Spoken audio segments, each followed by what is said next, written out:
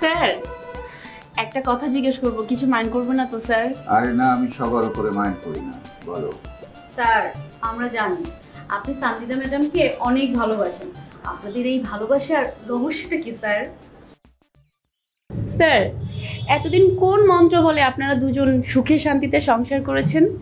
আমি তো বলবো আপনারা দম্পতিদের idol, I mean make for each other. Sir চুপ করে আছেন যে, কথা বলছেন না কেন স্যার? আমরা কি মিথ্যা কিছু বলেছি? স্নেহার প্রশ্নটা কি আপনার ভালো লাগেনি স্যার? আরে ভালো লাগবে না কেন? ভালো না লাগবার মতো কোনো প্রশ্ন তো তোমরা করনি। স্যার বলুন না, তাহলে আপনার এই ভালোবাসার রহস্যটা কি? ঝগড়া ঝগড়া, রহস্য হচ্ছে ঝগড়া। ঝগড়া? স্যার ঝগড়া করলে তো মানুষের সম্পর্ক নষ্ট হয়ে যায়। ঝগড়া করলে সম্পর্ক নষ্ট হয় না, ঝগড়া করলে সম্পর্ক আরো মজবুত হয়, ভালোবাসা বাড়ে। স্যার তাহলে তো আমি শেষ স্যার, আমি তো ঝগড়া করতেই পারি না। আমিও পারি না স্যার। সমস্যা নেই, ঝগড়া করতে পারো না, ঝগড়া করা শিখতে হবে। কিভাবে শিখবো স্যার? দুজন দুজনার চুল ধরো, তারপর টানাটানি শুরু করো, দেখবে ঝগড়া শুরু হয়ে গেছে।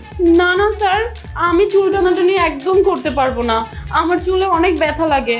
আমি এরকম চুল টানাটানি করে ঝগড়া করে সুখী হওয়ার কোনো দরকার নেই স্যার আমার। স্যার আমিও পারবো না, আমি খুব আহ্লাদে মেয়ে স্যার, এসবের মধ্যে আমি আমি আমি নেই স্যার।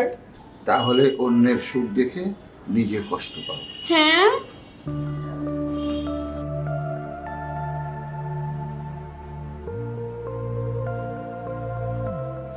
আপু এক্সট্রিমলি সরি, আমার আসতে একটু দেরি হয়ে গেল। আসলে পুরো বিষয়টাই না আমি অনেক পরে জানতে পেরেছি। তুমি যে আমাকে দেখতে এসেছো এই জন্যই আমি অনেক খুশি। মাহির, আনিকার অবস্থা তো নিজ চোখেই দেখতে পাচ্ছ, তুমিও একটু সাবধান হও, ভুলে যেও না তুমি কিন্তু ওদের টার্গেটে আছো। আমি জানি ভাবি, আর সেজন্যই তো এখন আমি আর আগের মতো ঘর থেকে বের হই না, বাসাতেই থাকি। তাই নাকি? কিন্তু আমি তো জানি উল্টোটা। আহা ভাবি, তুমি আবার ওকে ধরছো কেন? কারণ তোমরা দুজন এত ঘর বিমুখ যে তোমরা দুজনে বাইরে গিয়ে রেস্টুরেন্টে দেখা করো। ভাবি সেটা সেটা তো আমরা একদিনই গিয়েছিলাম, এরপরে তো আর আমরা যাইনি। যাইনি, যাওয়ার সুযোগ পাওনি, কিন্তু সুযোগ পেলে তোমরা ঠিকই আবার রেস্টুরেন্টে গিয়ে দেখা করতে। সত্যি কথা মাহির, আমাদের আসলে এখন অনেক বেশি সাবধানী হতে হবে।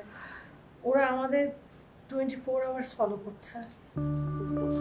সেটাই আপু, আসলে মা ভাইয়া এতবার না করেছে, কিন্তু কখনো আমি না গুরুত্ব দেইনি।